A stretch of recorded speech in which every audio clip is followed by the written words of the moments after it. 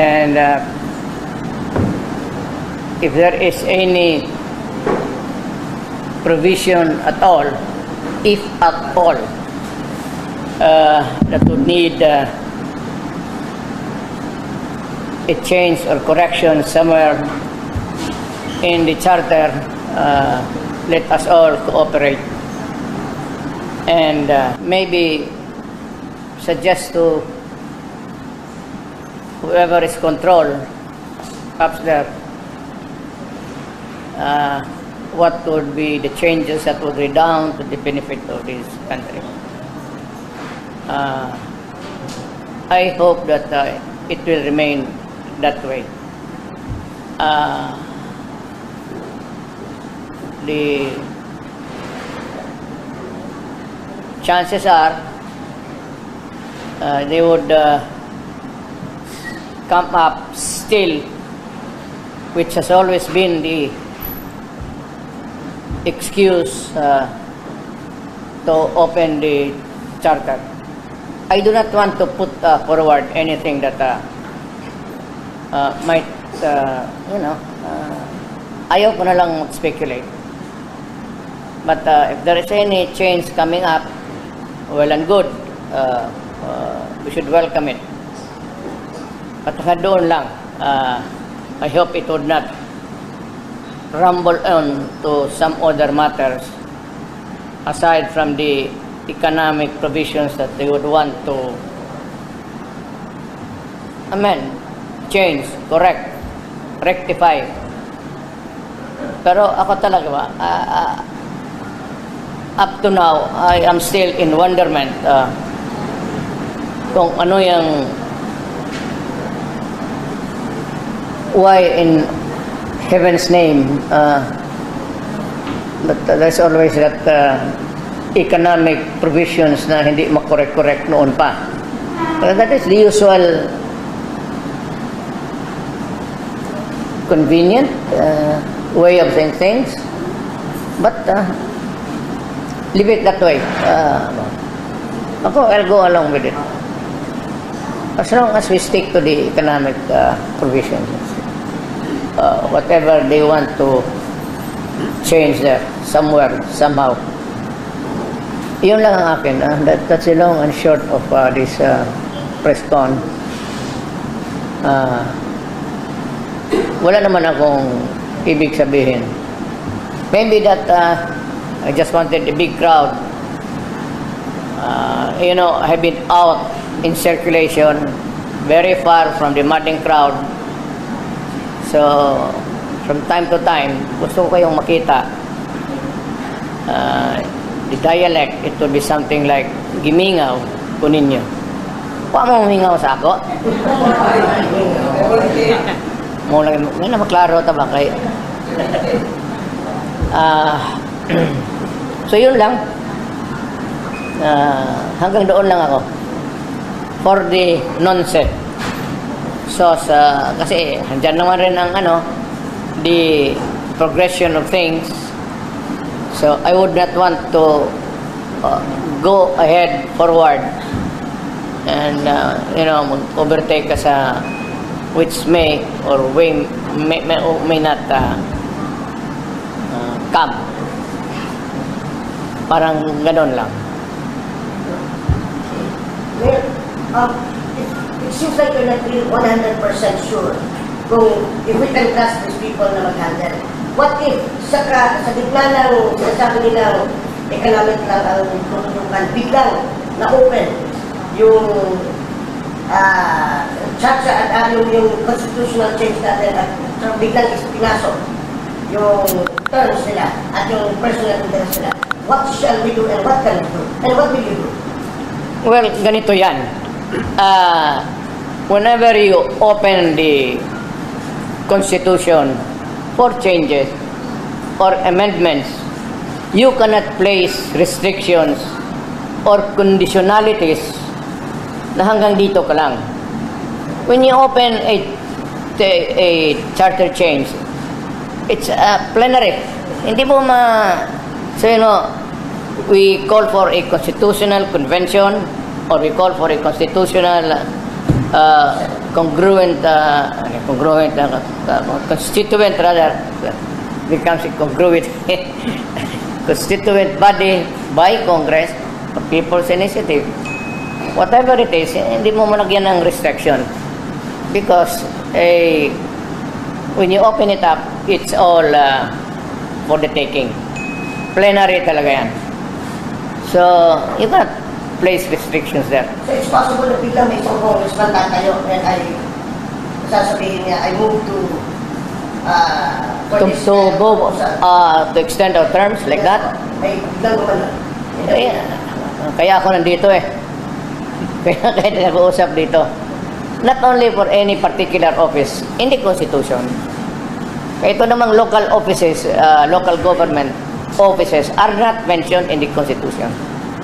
They are defined by one single phrase there about local governments, which will be organized in accordance with law. Ang nasa dyan lang sa Constitution is the President, the Vice President, the Senators, and Congressmen. The rest ng mga barangay captain, wala na. Hanggang Mayor and Governor. We are all, we are public officials, but we are ruled by the local government code. It's not a constitutional office. Yung constitutional offices are those mentioned in the Constitution. So, yun ang, well, that's why ako nandito. Sabihin lang na kayong mga congressman o senador, huwag ninyong pahabain o paiksiin yung termino ninyo. Let it be where it is. Kung magsabi 6 years ngayon o ganon, hanggang dyan lang. Now, any changes that you may want to put forward for posterity, you may do so right now. You can begin by the legislation, then could lead up to the opening of the charter for changes and amendments, but it should be progressive. Ibig kong sabihin, tayo ngayon, kami, wala na pala akong sa picture eh. It's presumptuous, but you know, you tend to forget. Hindi dapat kami, we should not benefit from it. Any changes, making it longer, shorter, okay lang siguro. Pero longer, by mahirap yan. Congressmen, senators, and all. But it must be purely motivated to improve the interest of government and country. It will never be used. When you are the incumbent, dapat nga sa lahat local officials. Alam mo kasi, you should be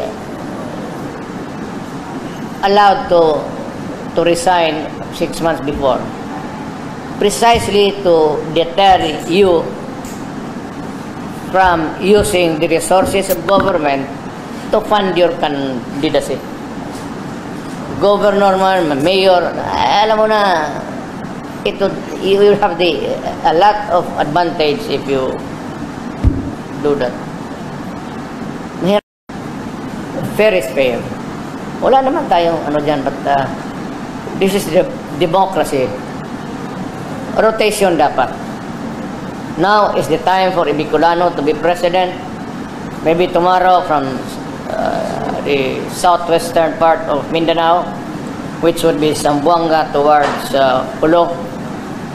I would even relish an Ifugao president. Turno-turno tayo, wag natin suluhin. Hindi maganda eh. Kung magsabit one term, only, period. 2 terms, tapos barred forever, pero sundin natin. Tayo na ilagay sa posisyon natin ngayon, yung batas na yun should bind us. Isa lang, dapat isa lang. Yes, sir. Dennis. Kung ikaw nakagkaroon sa posisyon nila, kung sa'yo yung dapat i-amenda sa 1987 Constitution. And secondly, ano sa may ako na pala itong priority sa Luzon? The second question is not clear to me.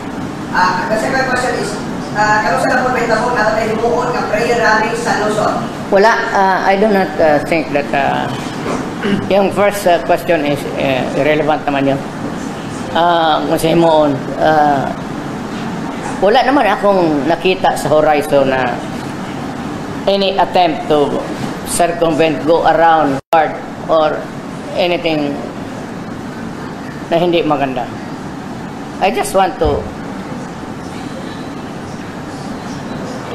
you know, we live on our time. Kung saan tayo dinatngan ng swerte natin sa buhay, ng Constitution, and your destiny, nandyan lang tayo. Because this is what a democracy. Do not tinker right-click movement of a democratic state.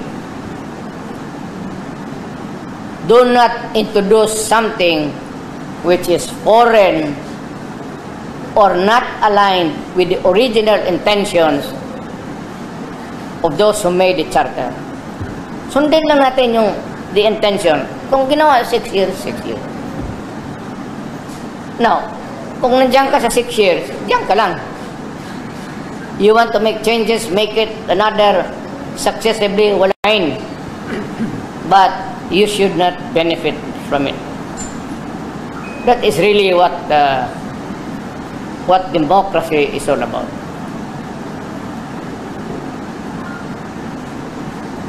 Yes, Kaduwaya.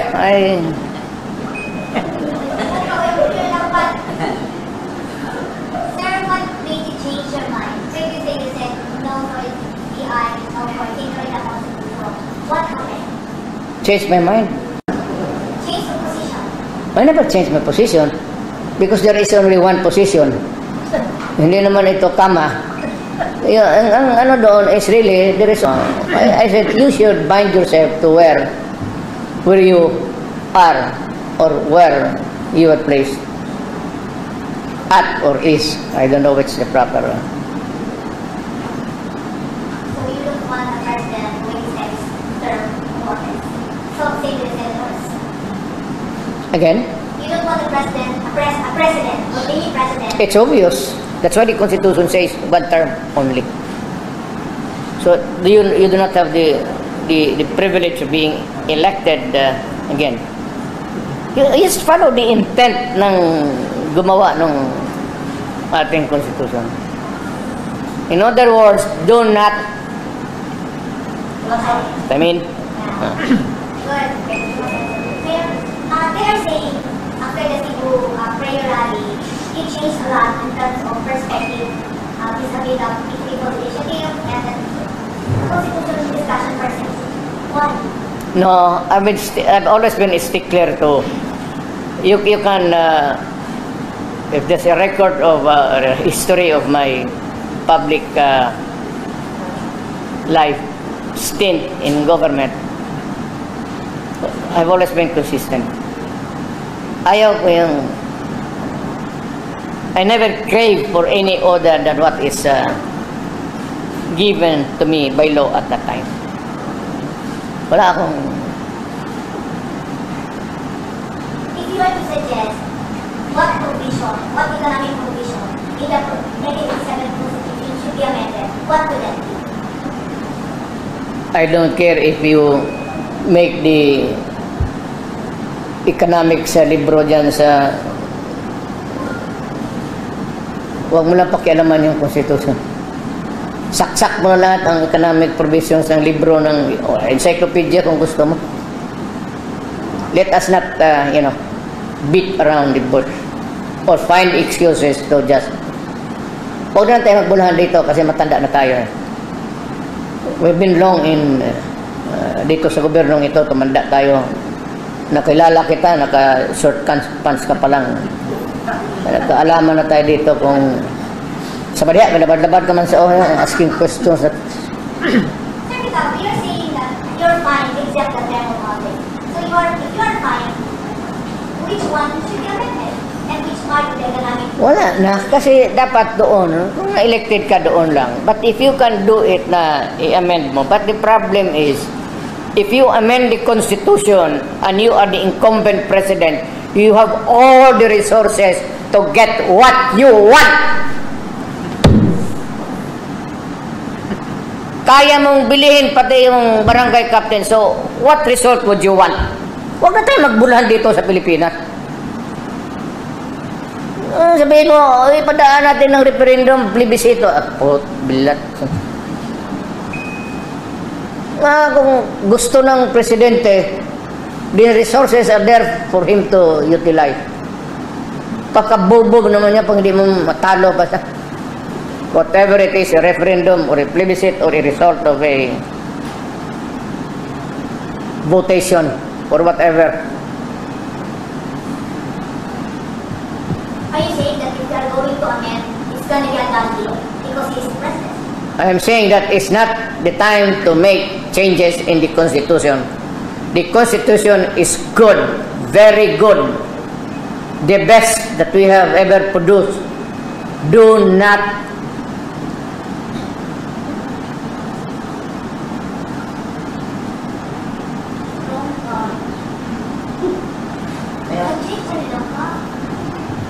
Okay, go ahead. Sir, yes, ma'am. during your Ang message, imong kani bang imong mag-uuro magsigidong kadako ng yawa? sa ibang message dito sa Ceburani, you've mentioned na you will support for the changing of provision as long as President Marcos will commit to the people that he will not run again. Is it a challenge or? No. It is a reminder that even presently, you're not supposed to do it. What if hindi niya? Ayan nga sinasabi ko, well, bahala siya. But it's, you begin to tinker with it. Yan ang sabi ko, do not tinker with the Constitution. Don't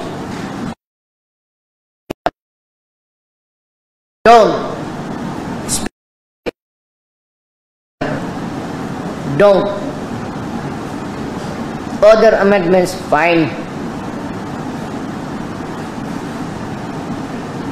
Pati congressman, pati masama talaga. Ano? Wala. Ganito na lang. Gusto mong baguhin? From ngayon, 6 years, you make it 10 years for one term. Maganda. Pero baka sa panglatlong dekada na yan, huwag ngayon. Kung meron man tayong gawin, hindi para sa atin, para na sa mga ating anak. Huwag para sa atin, kasi yan, that would trigger a lot of friction in society. Magkakaroon ng inita na eh. And hindi lang man tayo, buti sana kung kami lang mga politiko. We have to deal with the population, we have to deal with religion. Kasi ang religion naman, you have to deal with the military, you have to deal with the security guards, you have to deal with the CAFGO. Puro may armas yan eh. Let's, Sir, you're raising your hand, Marco. Sir, you have mentioned that you supported President Marcos in the economic chacha. Could you give us a rate from 1 to 100? Kanang, kung bintana, layo ang yawa. Tugnaw. Mga tugnaw doon mo na nanguluspa na ganit eh. Okay, parang ito. Sir, pwede niyo po magbigay yung rating nyo 1 to 100 yung support niyo po kay President Marcos when it comes to economic chacha? 100. If you're going to rate his presidency against that proposed chacha, what grade would you give him? The proposal for what? You have to have Economic chacha now. if you make me choose something, make a face on the other side. Chacha? Yeah. Chacha, well, okay. Walang problema. As long as I said, do not tinker with one particular sentence there about the presidency. Yes, Roy. Mayor, we got your point on the term limits, that you would be okay with it. for as long as it will benefit the current officers. That's the term limit. How about the form of government? What's your take on it? I'm comfortable with the presidential type of government natin ngayon. It's a Republican form of the government, presidential type. Huwag na natin palitan kasi yan yung naabutan ng lolo ko, naabutan ng apo ko. Huwag na natin yaga-yaga. Kung wala nang may ibang putak kayo, kung wala na kayong ibang pag-isip, magpunta kayo doon sa likod ng bahay ninyo. Tingnan ninyo kung walang tao doon. Alam mo kung ano ang gawin ninyo? Bahala na kung anong gusto mo. Huwag kayo maubusan kayo ng ideas. Bakit mo ibalandra dito yan sa gobyerno pati sa tao? Ilang beses ba tayo mag-fix ng constitution? There was a flawed one? Okay, we may change it. What else? What needs to be done? Something else? Good. But not the prolonging of the barangay captains nor of the president. Not good. Kung meron man, i-apply yan. Si Ruth muna. Ruth. Mayor, ang source, any comment po sa allegation from a Senate resource person, the Senate employee, alleging that you and Vice President Sara Duterte received a box of guns from Asuraponong Pulong. Kami magtanggap ng baril kay Pastor Tibuloy. Ako pa ba ang mag-deliver sa kanya ng kanyon bukas o machine gun? That's a very stupid proposition. Wala ko Mayor. It's silly. Bakit man si Pastor mamigay ng baril sa akin? Sama siya magkuha. Kung magsabi siya wala siyang baril, bigyan ko siya. I have about almost more than 500 firearms registered. Collectors category ako eh. Ibig sabihin, bili ako ng bili pero hindi ko magamit. I can only use one. I can carry a gun only one of the entire collection maski mag-abot ng 50 million. You're only allowed by the authorities to carry one gun. Not even a rifle. Hunting, maybe. Shotgun, okay. But military hardware, no. Wala nga ako eh. All that I had before was military pero MR. Because sitwasyon, alam mo na, mayor ka, punta ka ng bukid. Hindi mo na malaman kung sino yung kalaban mo. Hindi mo talaga alam kung sino ang gustong gorgor sa iyo. Only 500 cars. Ako? Yeah. Wala eh. Collection. It constitutes private artillery. Do you have one? Even if it's collection. Yes. Hindi ka collector kung iligwit na. Collector is collector. You collect and collect and collect. Hindi ito BIR. Collection ng firearms ito. Okay, Alan. Mayor, inline sa statement ni Pastor Abon Libuloy nga nagtago siya because yung life is under threat from the CIA. Siyempre take inline nga CIA daw sa position. Well, I could not really say that I can validate his statement independently, yung salita niya. But what I can say is that maybe somehow his life is in danger. Alam mo, ang kaso niya sa Amerika eh. Hindi naman dito. Wala naman kaso si Presidente, si Pastor Kibuloy dito. He's free to move around and the process there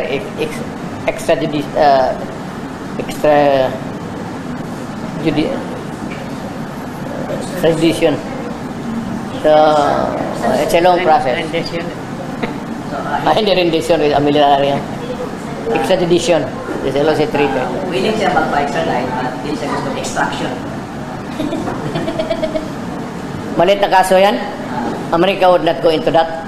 America would not waste its time violating a law na ano. Is that attending to the session ng Senate could lead to his arrest? Is it possible, President? Pa-arrest na siya na hindi siya dumadalo, nag-attend sa Senate hearing. Sino? Si Pastor Tibuloy. Pa-arrest siya kasi pinapaimbitahan siya, isusumo na siya. If he doesn't really appear, pwede ba yun? Ay pa-arrest na siya. May I hear the word again? Pina-report siya sa Senate.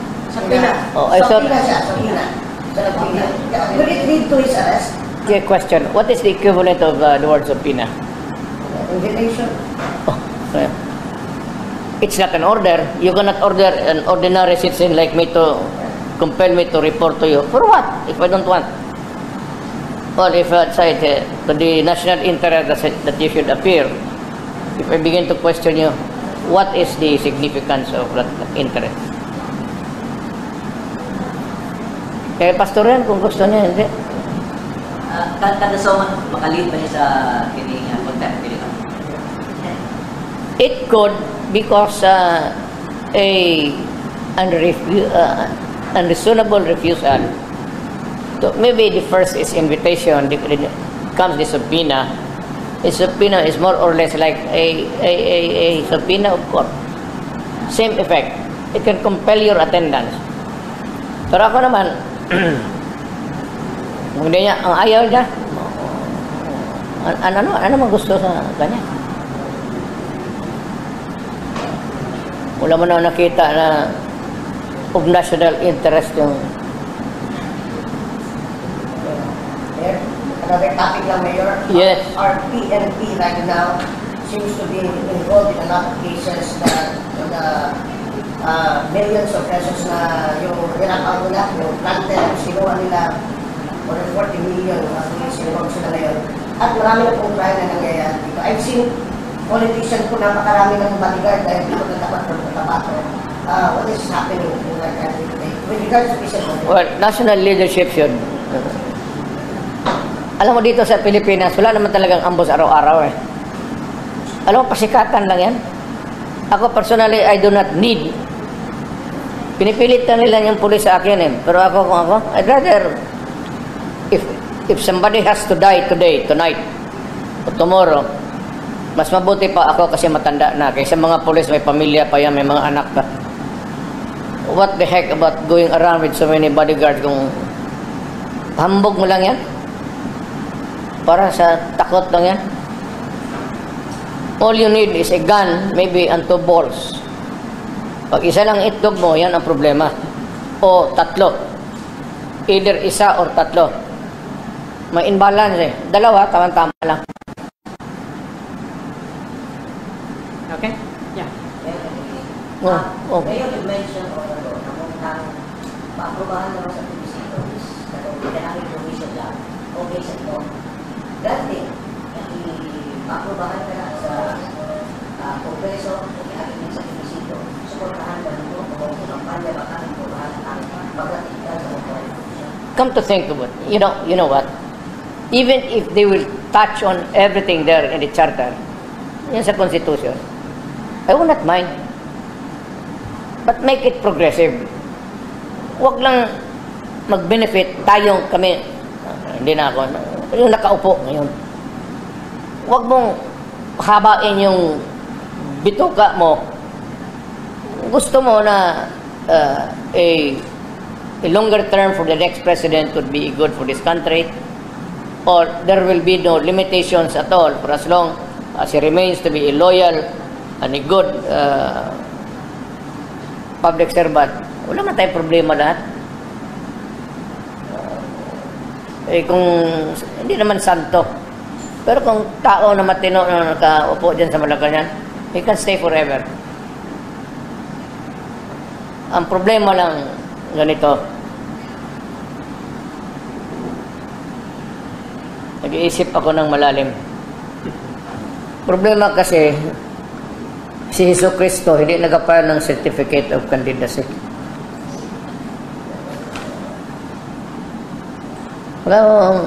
Gusto mo talaga matino dyan, Hesus Kristo yan. Kung tao yan, pandor dito, pandor dito. The temptation to make money here and there. At my command. Yan ang bantayan ninyo sa inyong inihalal na mga officials. Mike? Yes, good evening, sir. Gusto na ako sulit ang mga questions sa status sa possession na to. When you said that Mindanao will be separated from the Republic. Vis-a-vis whether we are good or not. Alam mo, sa totoo lang, for it all, declare lang yan. Sabihin ko lang kasi sa ano na, look, you guys, when you think legislation, we think of your work there as a secretary or as a senator or congressman or whatever. Think always of the Republic of the Philippines. Huwag ninyong pabor-paboran yan kasi hindi lang kayo ang Pilipino. Parang ano lang yung pampitik lang yun na reminder, gentle reminder na, you know, shape up because hindi pa naman tayo magkatribo lahat. Yan nga ang problema eh. Magpunta ka doon sa Ilocos, hindi ka naman maintindihan talaga kung taga-Bisaya ka. Kung taga-Bisaya ka, magpunta ka doon sa Pulo, hindi tayo magkaintindihan. Kung taga-Mindanao ka, magpunta ka sa Luzon, tulala ka palagi. Baluktot ang Tagalog mo o ang Bisaya ng Tagalog, mukhang Espanyol pakinggan sa tainga ko. Another mayor, what do you make out of the goings on sa Senate hearing under the committee ni Senator Ontiveros about kay Pastor Apollo Kibuloy that only indicated him but also dragging along your name and the Vice President Sara? Wala, anong sinabi niya? Dragging, getting statements from alleged witness that you're somehow involved in illegal exchanges, transactions involving firearms. Involving? Transactions involving firearms. Sa pag-iingon sa witness, that particular witness saw you and the Vice President bringing that back to the firearms from the pastor. Ako ang supplier ng firearm dito, hindi ako nanghihingi. Matagal na akong supplier ng firearm, bata pa ako. Has the pastor reached out to you when the Senate hearing started, especially when witnesses starting to come out, alleging all these things against the pastor, involving you and the Vice President, that we don't the same answer? You know, there are always, we never run out of silly or idiots in government. Let them be. Komportable sila dyan. Oh, komportable rin ako dito. Sharon? Uy! Si mama pala ito. Senator Ontiveros has warned that Pastor Kibuloy will be cited in contempt and will be arrested if he does not show up in the Senate hearing on March 5. You are his friend. You are Pastor Kibuloy's friend, and you are a lawyer. What is your advice to your friend? Get yourself arrested. So he will not show up. This is a free country. If you do not want to go there, get arrested. You will ask him to cooperate. I'll give him the free choice. Can I go back to that constitution? Yes, what about? You said a few minutes ago that you are comfortable with the presidential type of government. President. Although that you campaign for federalism and you run for president. Yeah, And you have it does that. Let me correct you right there and then. It doesn't mean that it is federal, it is not presidential type.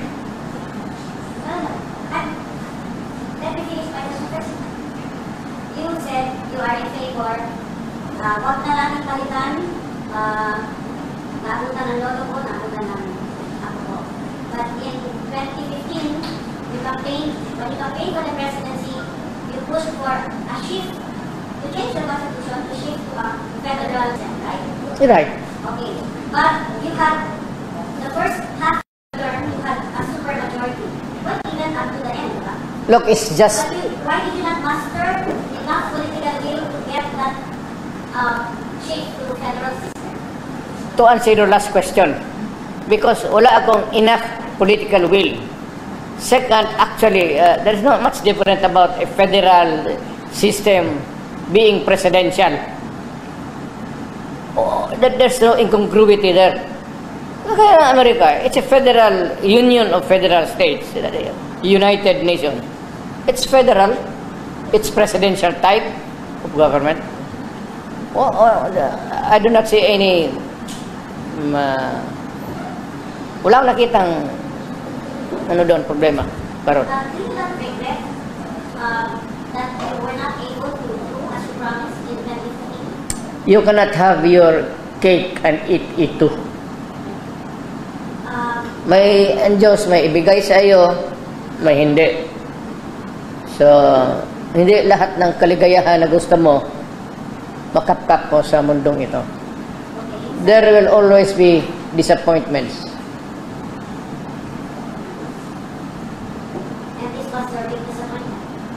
Well, I'm talking to you about life. Nothing's perfect. Yung ano po, kanina, Ayaw pagpo na to kay sinabi niyo rin that your call for Mindanao, independent Mindanao, which you did on January 30 in Mensing, you said it was just mythic. well, that was really that was a legit dream of the old yung mga taga Mindanao. Because Mindanao is a frontier country. It is not inhabited by originals except the natives and the Moro people here. So, yung dream of a separate, looking at a certain place, like my father and mother, migrating toward an island called Mindanao for a better future for the children. Yun ang dream. It has always the dream of some people to be independent. Pero if it causes a rupture in our entire system sa Republika, I will not go for it. I will not go for a forced carving out in Mindanao out of the Philippines. Are you saying now that it was just a pity or a figure? I am not. I'm not. There were no takers? I'm not saying any different, really, actually. Kasi wala naman, after you made the call, there were of course reactions that you cannot do. Well, I said, sinabi ko, So you're saying that now because give us a better deal for Mindanao. Well, if you studied history, Mindanao has always been a poor relative vis-a-vis with the entire country. Ang Mindanao noon, the least for so many years, consistently the lowest in getting public funds for our structures. Kaya tayo pinaka-late nag-bloom. And that was the complaint. Kaya it fueled the revolution. It encouraged people, and some Christians joined the Moro people in clamoring for an independent Mindanao. Klaro yun eh, especially the earliest settlers dito. Na dumating na ang panahon na lang, maganda na ang road network doon sa Mindanao. Punta ka ng Hagonoy noon hanggang Rocky Road. Sa ice cream lang yan. Hindi yan pang gobyerno. Hindi naman talaga nahati. Because the influential leaders and even the national leader, president, has always been there. Para tayo na nakatsamba na sa panahon ba yun? karoon tayo ng presidente dito.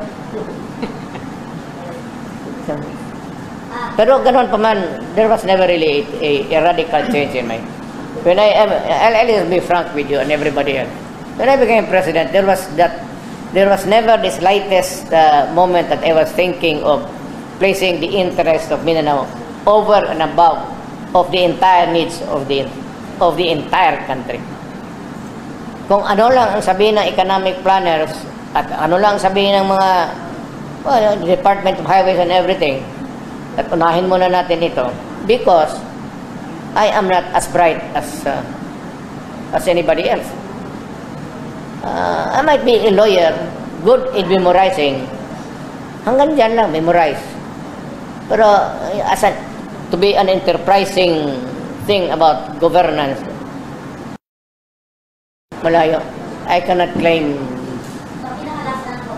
Kasi hindi yung sinagot. Kadili, di ka po mo undang tindog naman ko. I think somebody asked, but you were not able to answer it earlier. The question was, when is are you going to Manila for prayer rally after another rally in Bukakandang?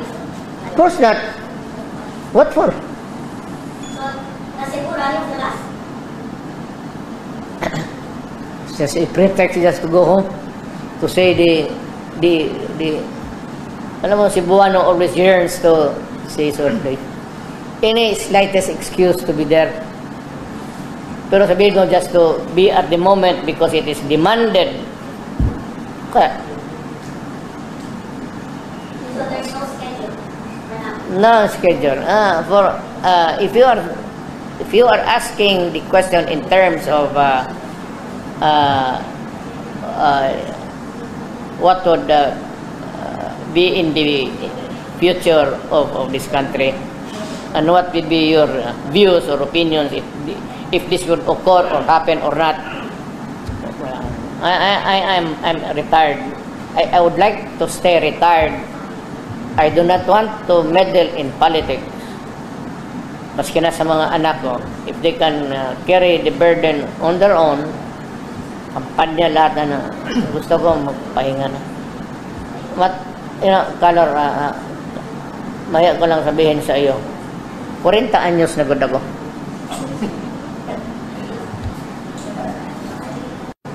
And if you would want to be comfortable with the number, double it. And that's my... Mayor, ano yung last na update ni Congressman Alvarez sa IM on Independence Mindanao? Ako talaga, I cannot, magprangka ako sa inyo. This is for all, and I would repeat it now and forever. I do not want my country dismembered. I do not want a part of my country taken away. I do not want my country to be disturbed physically, even the slightest. It goes for Luzon hanggang Pulo. Yung